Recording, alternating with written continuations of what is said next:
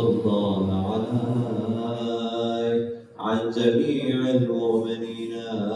والمؤمنات في مشارق الأرض ومغاربها وبرها وبحرها وسهلها وجبلها حيهم وميتهم وعن والدي وقربي وعني من الصلوات والتحيات زنة عرش الله ومداد كلماته ومنتهى رضاه وعدد ما أحصاه كتابه وأحاط به علمه اللهم إني أجدد له في هذا اليوم وفي كل يوم عهدا وعهدا وبيعة له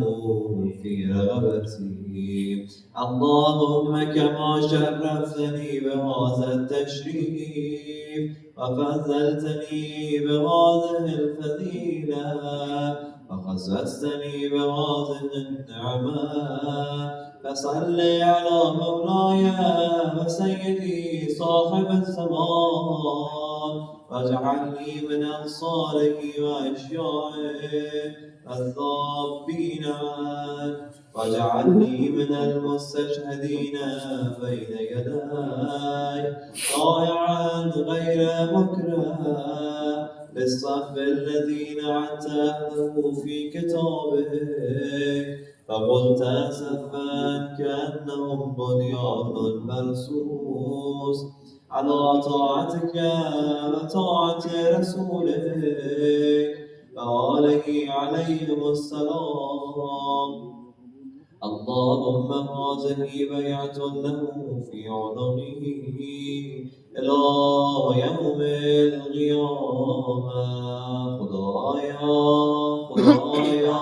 تا انقلاب مهدی از نهضت خمینی محافظت فرما خامنه امام به لطف خود نگهدار رزمندگان اسلام نصرت عطا بفرما آمین یا رب العالمین. سلام.